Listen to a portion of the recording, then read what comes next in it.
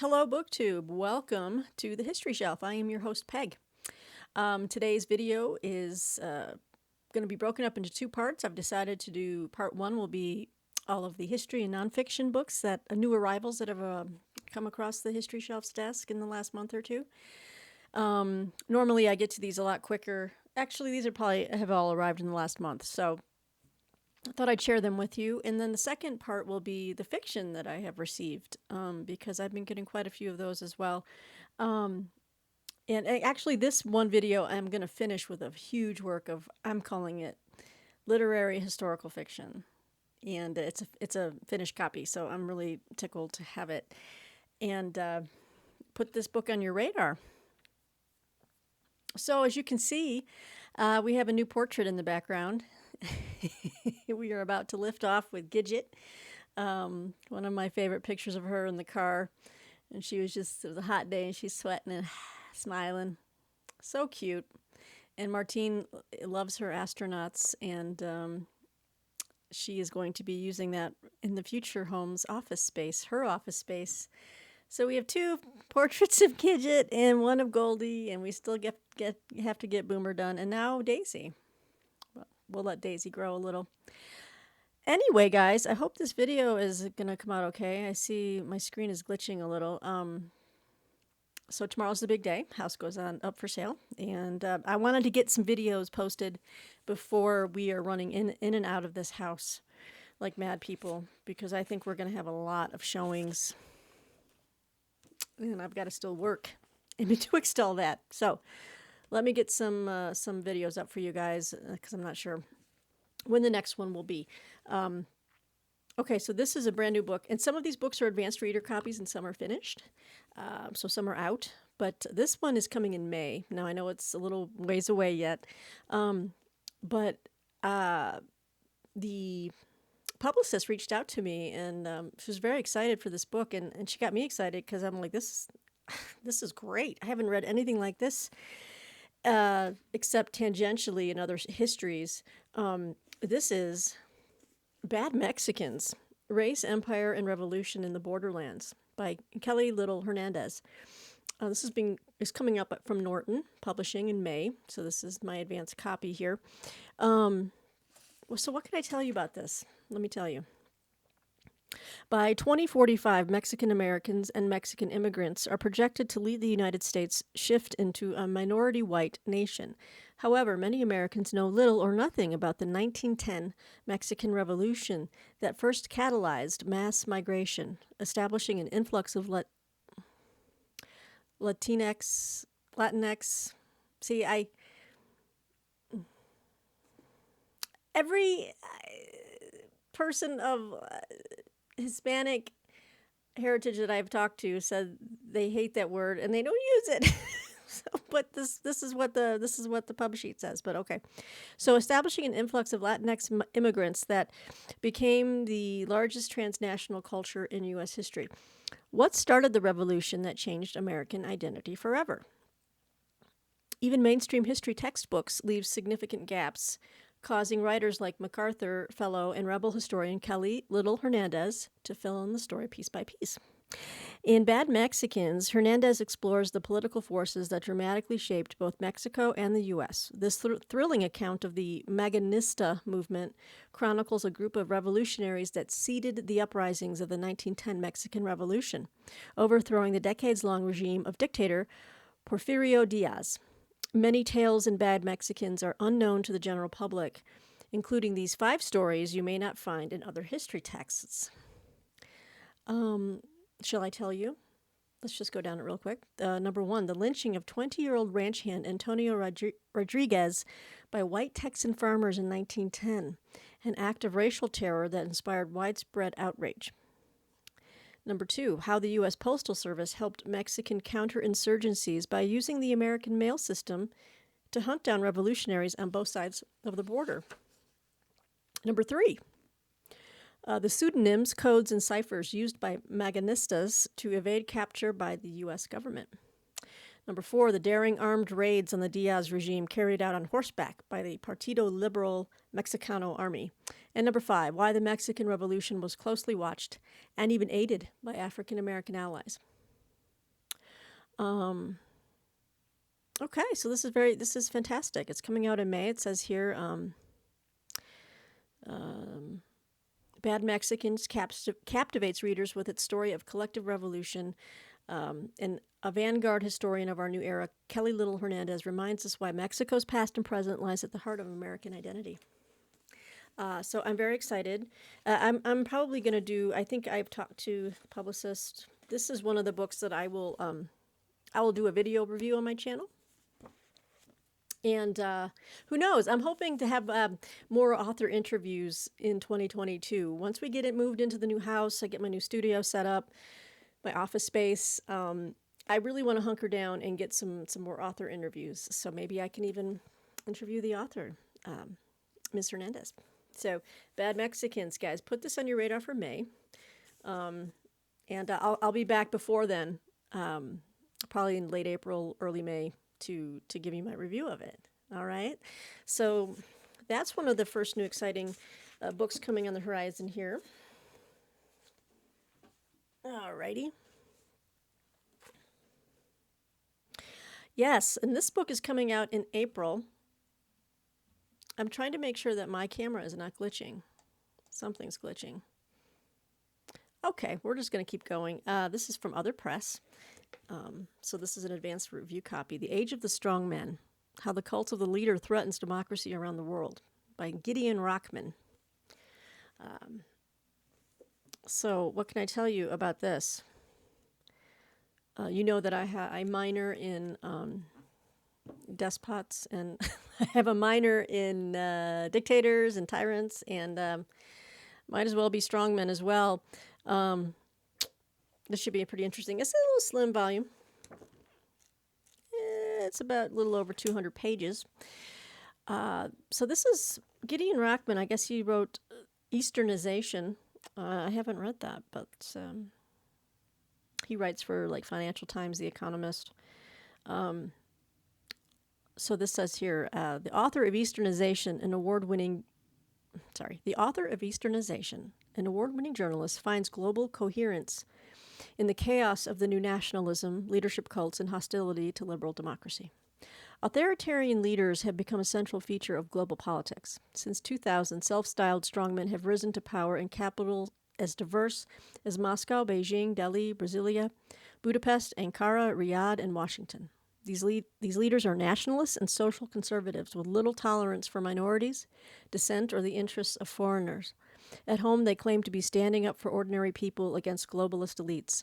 Abroad, they posture as the embodiments of their nations. And everywhere they go, they encourage a cult of personality. What's more, these leaders are not just operating in authoritarian political systems, but have begun to emerge in the heartlands of liberal democracy. While in the West, the EU referendum and the election of Donald Trump in 2016 marked a watershed, this new era started at the beginning of the new millennium, when Vladimir Putin took power in Russia. Why did this new style of strongman leadership arrive? How likely is it to lead the world into war or economic collapse? And what liberal forces are in place not only to keep these strongmen in check, but also to reverse the trend? From Trump, Putin, and Bolsonaro to Erdogan, Xi, and Modi, Gideon Rockman uncovers the complex and often surprising interaction between these leaders. While others have tried to understand their rise individually, The Age of the Strongman provides the first truly global treatment of the new nationalism, underpinned by an exceptional level of access to key actors in this drama. Gideon Rockman has been in the same room with most of these strongmen and reported from their countries over a long journalistic career. Fabulous. Then he is well placed for this. I guess Rockman he's won the Orwell Prize, Britain's leading award for political writing. So his previous book was Easternization, Asia's Rise and America's Decline, From Obama to Trump and Beyond, which was also published by Other Press in 2018. So I'm thinking I'm going to want to read the other one as well. But The Age of the Strongman, this is coming out in April 12th, 2022. So keep an eye out for that one. All right. We got some more like foreign policy stuff going on here. This is a brand new book put out by Hearst Publishers, and that's a UK publisher. They reached out to me, and they were willing to send one over the pond to me. I was like, could I have a copy? Just because when I read these big, dense books, it's hard for me to read these on e-readers. I don't like the notation system. I like to be able to tab things in my books when I'm reading them.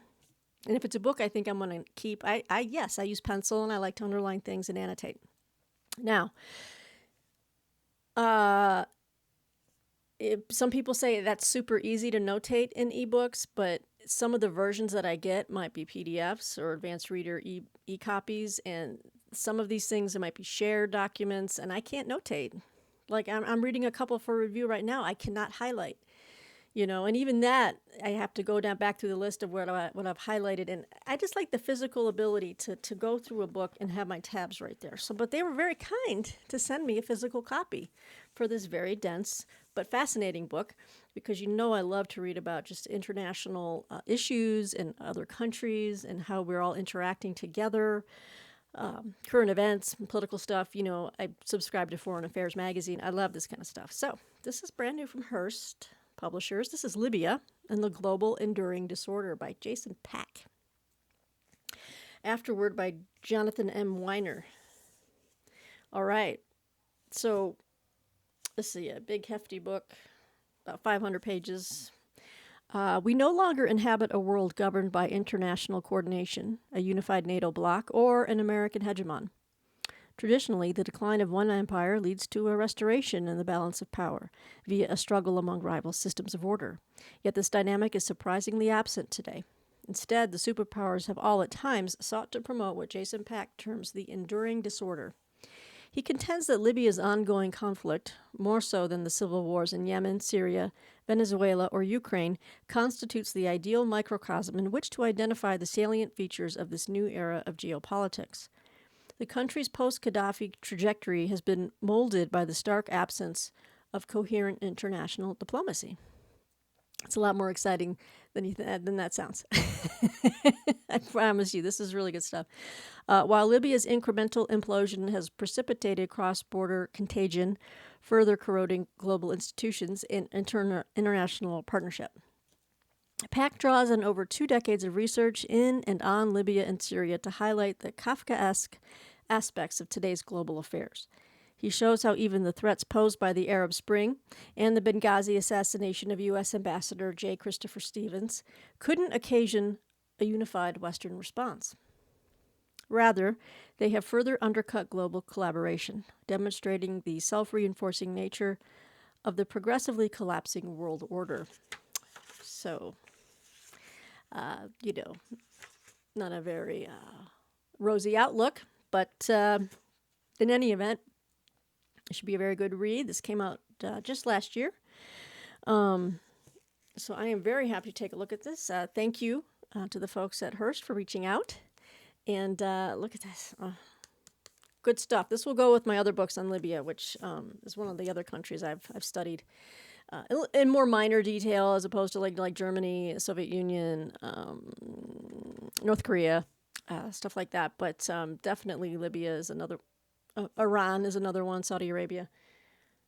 I've got a lot of things buzzing and blinking. I'm really not that important, I promise you.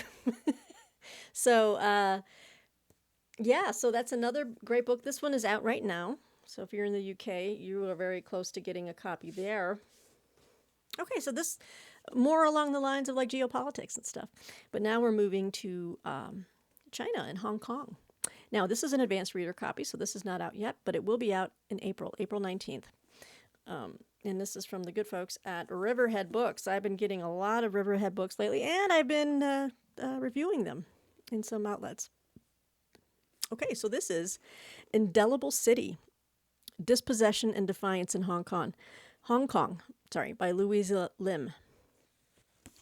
Again, it's just an advanced copy. Very pleased to take a look at this. So I got the pub sheet here. All right. You guys got that? Okay.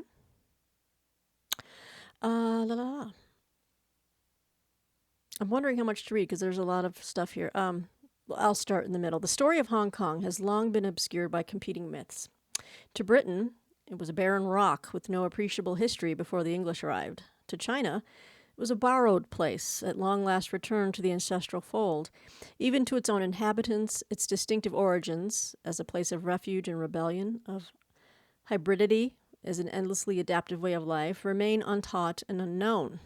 As protests erupted across the city in 2019 and were met with escalating suppression from Beijing, Lim, the author, raised in Hong Kong as a half-Chinese, half-English child, and now a reporter who had covered the region for nearly 20 years, realized that she was uniquely positioned to unearth this untold story before it was too late. Indelible City casts startling new light on key moments. The British takeover in 1842, the negotiations leading to its return, that return is in quotes, its return to China in 1997, the current protests, and the future Beijing seeks to impose. Throughout, it is populated by contemporary figures who, like her, aim to put Hong Kongers at the center of their own story. Guerrilla calligraphers, amateur historians and archaeologists, and the main thread through it all, the King of Kowloon, a mentally ill trash collector, descendant of royalty, whose iconic street art both embodied and inspired the unique identity Lim unforgettably conveys. Hong Kong is a place of disappearance and reappearance, power and powerlessness, loss and reclamation, silence and voice. Very cool. Yeah, I'm looking forward to reading this. I do enjoy books put together by journalists who have covered, just the daily beat and the daily, goings on in their little neck of the woods, and whether it's Gideon Rockman, writing for Financial Times or whatever, and being privy to the things that are going on in the halls of power. It sounds like Louisa Lim is also very well placed to give us a kind of a bird's eye view, and down on the street, view of Hong Kong. I have to say I don't know a lot about Hong Kong. I mean, I know that there's the tension between the two and that China wants it back. So this should be a very good read. And this is coming out. Focus. This camera. Focus. So yeah, in April 19th. And again, by Riverhead Books. Keep an eye out for it. Ooh. We're going to be getting into some controversial books soon. I'll hang on to this. I just wanted to share this one. I recently reviewed this. In fact, I need to put that out on I haven't shared it on my social media yet. Well, it's out right now, and they sent me the finished copy, which was fantastic, because when I reviewed it in an e-galley. No, I didn't. It was a print galley, and it had no pictures. So, but I have the finished copy now of the brand new book. I highly recommend it. For you fans of Into the Wild by John Krakauer, you might really like this. This is Lost in the Valley of Death, a story of obsession and danger in the Himalayas by Harley Rustad. This is put out by Harper. This is out now. And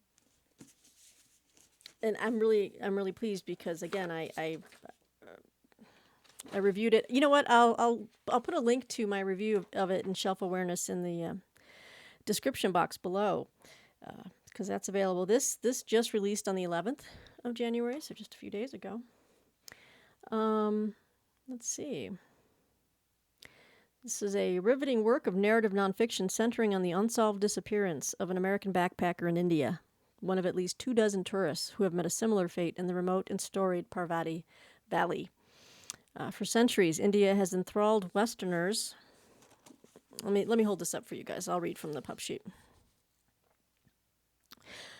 Every year, pilgrims and travelers make their way to the Parvati Valley, a seemingly idyllic corner of Himalayan India, seeking the peace and tranquility the Hindi speaker calls Shanti. Despite its beauty, some call the region the Valley of Shadows or the Valley of Death because of the dozens of international backpackers who have mysteriously vanished without a trace there since the early 1990s. The disappearance of Justin Alexander Shetler in 2016 received more attention than most, in large part because Shetler, an inveterate traveler trained in wilderness survival, was also a social media star who documented his adventures for tens of thousands of social media followers. Drawn to the elusive story behind Justin's spiritual quest and unsolved disappearance, Harley Rustad first published a piece in Outside magazine that drew a large following. Now, in Lost in the Valley of Death, Rustad delves deeper into this lingering mystery. Was Justin's disappearance the result of a crime, an accident, or a profound spiritual transformation? While exploring unanswered questions about this remote, alluring region, where Westerners' paths to enlightenment can prove fraught, even treacherous. Determined to find himself in his early 30s, Justin quit his job, gave away most of his belongings, and embarked on a global journey that took him across the United States, down to South America, and across the Pacific to the Philippines, Thailand, and Nepal. At once enigmatic and magnetic, he was embraced by social media followers who lived vicariously through his exploits. Eventually, the ever-restless traveler made his way to India's Parvati Valley, where he lived in a cave and spent weeks studying under the guidance of a sadhu, or holy man. Setting off with the sadhu on a spiritual journey to a holy lake, he disappeared a few weeks later. Rustad began investigating the explorer's disappearance shortly after he vanished. Over the ensuing 4 years, he conducted hundreds of interviews with those who had known Justin for years to others who had encountered him briefly. He spoke with Justin's parents, close friends, and acquaintances. He traveled to the Parvati Valley twice to interview anyone connected to the path that Justin had taken in his final 2 months, including local police, mountain guides, guest house owners, holy men, and shepherds. He interviewed people around the world who had shared a meal or a moment with the charismatic young traveler on the road, then returned home with a memory of a man they couldn't shake. So, yeah. It's a really good book. And I've always been fascinated by people that do stuff like this, although I don't understand it. Maybe that's part of the fascination. It's just something I would never do. I don't want to live in a cave. But, some people are really into nature and, doing nature. Okay, before I get to the controversial books, they're not too controversial, but they're opinionated. The good folks at Pantheon were more than kind to send me a copy of this book, which is perfect for the history shelf and also perfect for my collection of landmark studies. Thank you so much, because now I have the landmark Xenophon's Anabasis. There she is in all her glory. I have all of the others. In fact, I have Thucydides in paperback right over here, but it needs to be downstairs with the others that I have that are mostly all in hardcover. The last one I picked up was the Julius Caesar. But this is the latest landmark in the landmark series. So the series has like the landmark Julius Caesar, which this is the last one I have. I have the landmark Arrian, the landmark Xenophon's Hellenica. I have that one. The landmark Herodotus, and then the landmark Thucydides. So I have those. So I think you know all about this book. You've probably seen this on another channel, on maybe Steve's channel. But this is the way to read history and these works of literature, I should say. And beautiful maps. So you're probably wondering, what is the Anabasis? I'll tell you. This is the definitive edition of the ancient classic, also known as the March of the 10,000, or the March Up Country, which chronicles one of the greatest true life adventures ever recorded. As Xenophon's narrative opens, the Persian prince Cyrus the Younger is marshaling an army to usurp the throne from his brother Artaxerxes, the king. When Cyrus is killed in battle, 10,000 Greek soldiers he had hired find themselves stranded deep in enemy territory, surrounded by forces of a hostile Persian king. When their top generals are arrested, the Greeks have to elect new leaders, one of whom is Xenophon, a resourceful and courageous Athenian who leads by persuasion and vote. What follows is his vivid account of the Greeks' harrowing journey through extremes of territory and climate, inhabited by unfriendly tribes who often oppose their passage. Despite formidable obstacles, they navigate their way to the Black Sea coast and make their way back to Greece. This masterful new translation by David Thomas gives color and depth to a story long studied as a classic of military history and practical philosophy. Sweet. This has numerous detailed maps, annotations, appendices, and illustrations. Sweet. And it's something that's accessible to all reading levels. So this is a beauty. This is a wonderful series. If you can check them out at your library, I highly advise it. If you want to add it to your Christmas list, you should definitely. If you love ancient history and the works of ancient historians, this and writers, this is what you need to have on your shelf. So I'm super stoked. All right, guys, 25 minutes. I have read this. This is more of like a social. What is this, like political social commentary? I have listened to John McWhorter several times. He has written several books. He's a linguist. That is his primary specialty.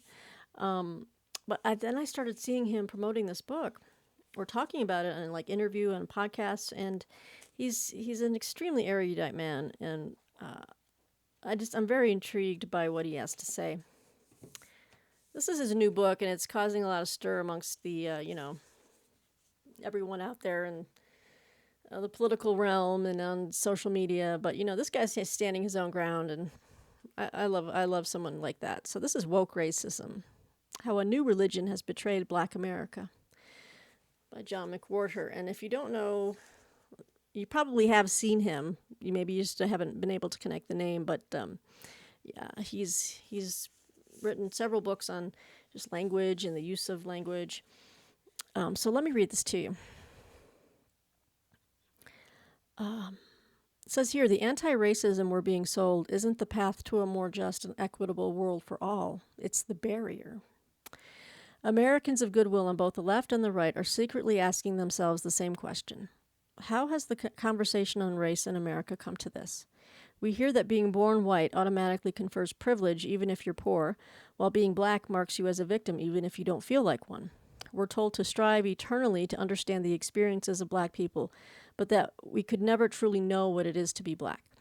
We want to speak up, but fear we'll be seen as unwoke, or worse, labeled a racist. How to make sense of all this?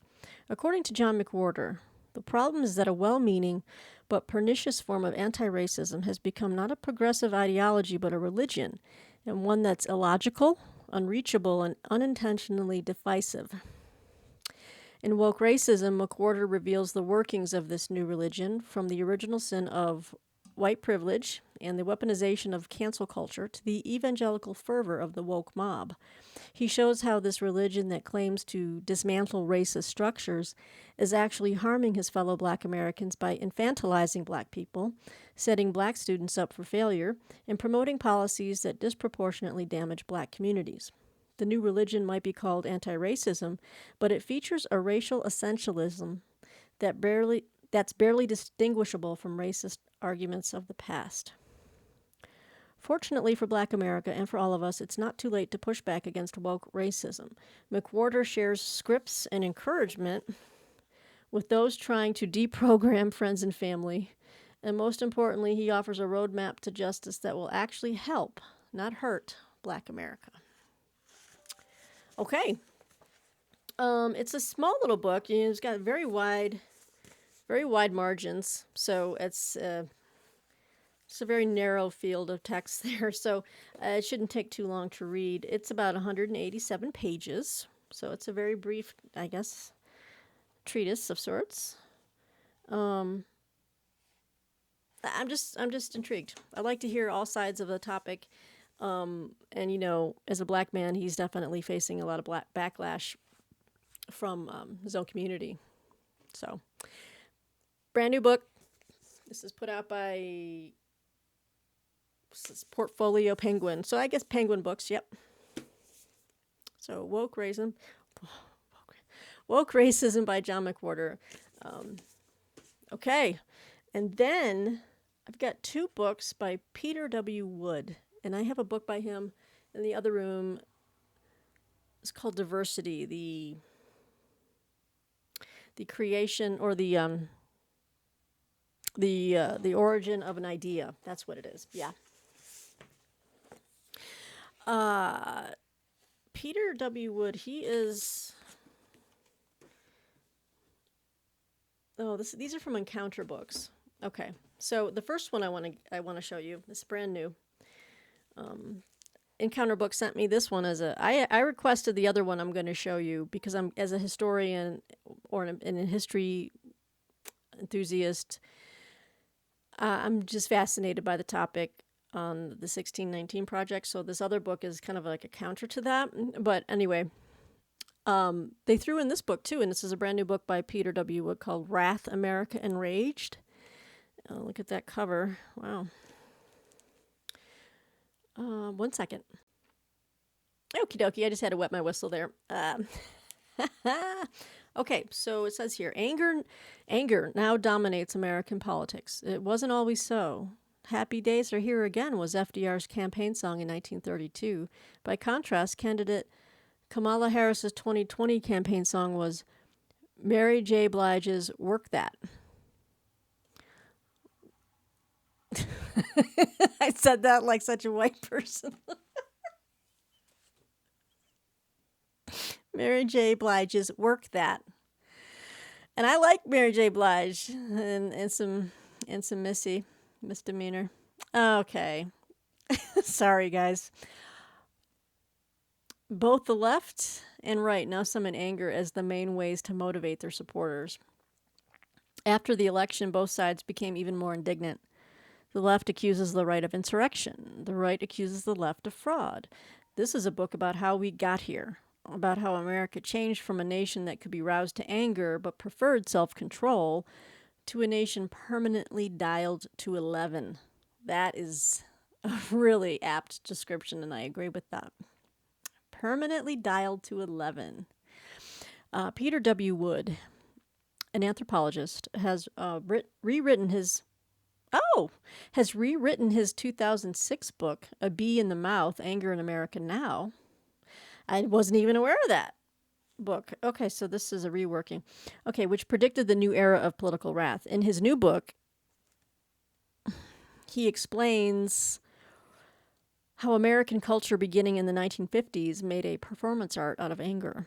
How and why we brought anger into our music, movies, and personal lives, and how, having step by step relinquished our old inhibitions around feeling and expressing anger, we turned anger into a way of wielding political power. But the angry culture, as he calls it, an angry culture is in quotes, and it's kind of it's hyphenated, and imagine the word agriculture. This says anger culture.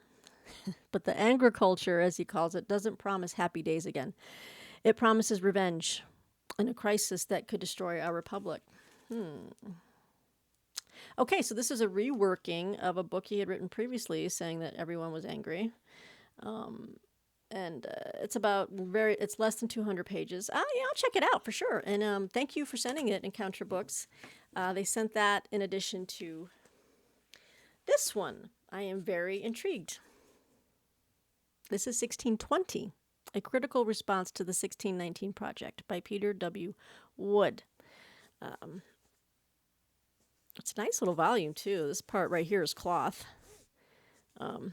Yeah. And they sent me a bookmark. Isn't that nice? Thank you. Okay. Here we go. You guys ready? When and where was America founded? Was it in Virginia in 1619 when a pirate ship landed a group of captive Africans at Jamestown? So asserted the New York Times in August 2019 when it announced its 1619 project. The Times set out to transform history by tracing American institutions, culture, and prosperity to that pirate ship and the exploitation of African Americans that followed. A controversy erupted, with historians pushing back against what they say is a false narrative conjured out of racial grievance. This book sums up what the critics have said and argues that the proper starting point for the American story is 1620, with the signing of the Mayflower Compact aboard ship before the Pilgrims set foot in the Massachusetts wilderness. A nation as complex as ours, of course, has many starting points. most notably the Declaration of Independence in 1776. But the quintessential ideas of American self-government and ordered liberty grew from the deliberate actions of the Mayflower immigrants in 1620. Schools across the country have already adopted the Times' radical revision of history as part of their curricula. The stakes are high. Should children be taught that America is a 400-year-old system of racist oppression? Or should they learn that what has always made America exceptional is our pursuit of liberty and justice for all? Very provocative indeed. So, I'm looking forward to reading this because, I've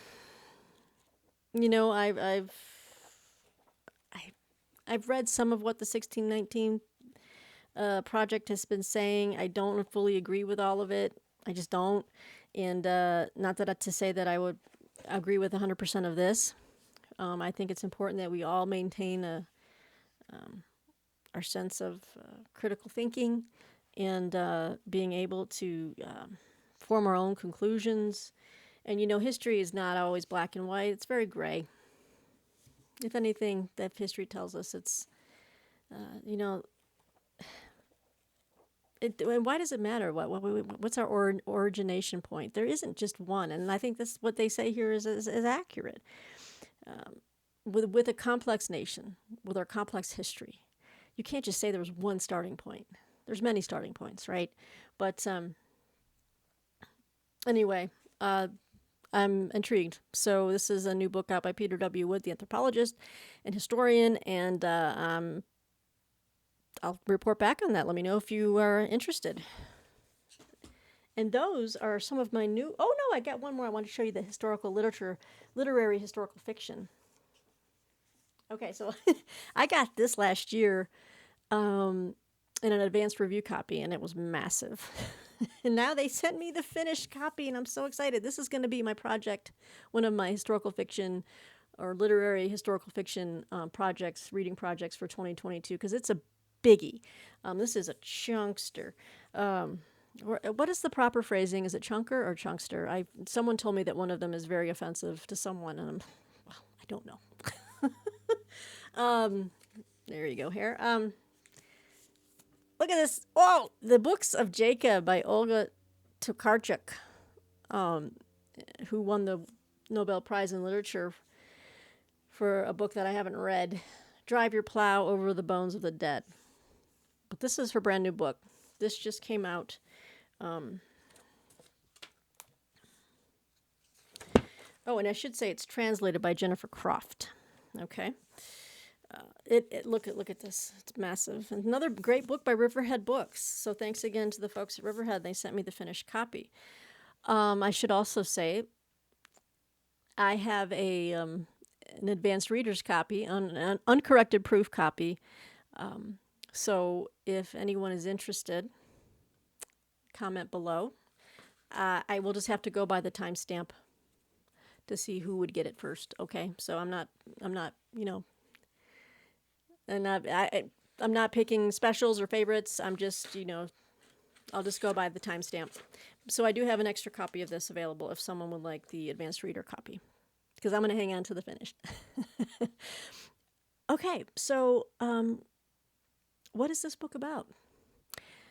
The Books of Jacob imagines the story of an actual historical figure, Jacob Frank, a controversial and wildly fascinating 18th century Polish-Jewish religious leader and mystic.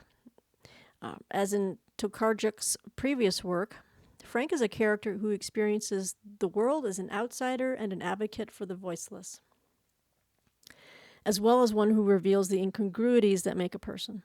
Emerging as a kind of cult leader in Eastern Europe at a time of rising Jewish persecution, Jacob attracts, or maybe it's Jacob, who knows, but okay, Jacob attracts an increasingly fervent following as he espouses a radically unorthodox set of beliefs and practices and converts to Islam and then Catholicism, only to be imprisoned for heresy by the church and coming out years later into further iterations of his spectacularly eventful messianic crusade. Through meticulous historical detail and a marvelous cast of characters, Tokarczuk breathes vibrancy, nuance, and a diversity of perspectives into a figure who was essentially erased from history, and the dizzyingly transforming world he and his followers inhabited. This is both a suspenseful saga and a spiritual meditation that invites readers to consider the subjectivity of our own histories and how what we remember profoundly shapes the trajectory of our futures. Okay. This is interesting. This is heavy. My hand is like, ah. Before becoming a full-time writer, Olga Tokarczuk studied psychology and has described herself as a psychotherapist of the past. By showcasing the melting pot of culture, religion, and language in one corner of European history, out of which a singular 18th century heretic emerged, Tokarczuk has conjured a universal tale about crossing borders and the spirit of rebellion that's always smoldering within humankind. So, this is one of my books for 2022. After we're all settled into the house, that I'm very excited to start reading in my new reading parlor. I've already got that room scoped out. Wow. This is interesting. Oh, the pagination is wrong. What is happening? I don't know what's going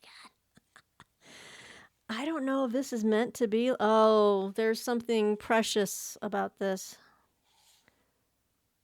The prologue starts on page 965. Oh, it's a Benjamin Button thing. It goes backwards. Okay, what kind of gimmick is this? Yeah. Look at this, the prologue.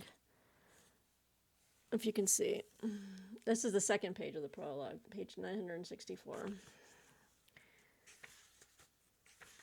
Yeah, so 1,000 pages mostly, and then it goes all the way down to page 1. So that's an interesting little gimmick there, but we'll see how that ties into the story. Okay, I'm at 41 minutes. Those are your history and nonfiction, except for this one, which was fiction. But I figured it's very historical, and I wanted to kind of include that. The next video will have a variety of different fiction titles that have come across the desk here at the History Shelf. And I know that a lot of you enjoy fiction more than nonfiction and history, but you still watch my channel, which is amazing. So the next part of this video is for you. So please come back. And again, thanks for joining me on the History Shelf today, guys. Whoop, I'm starting to glitch. So I will talk to you soon. Take it easy on this Tuesday. See ya.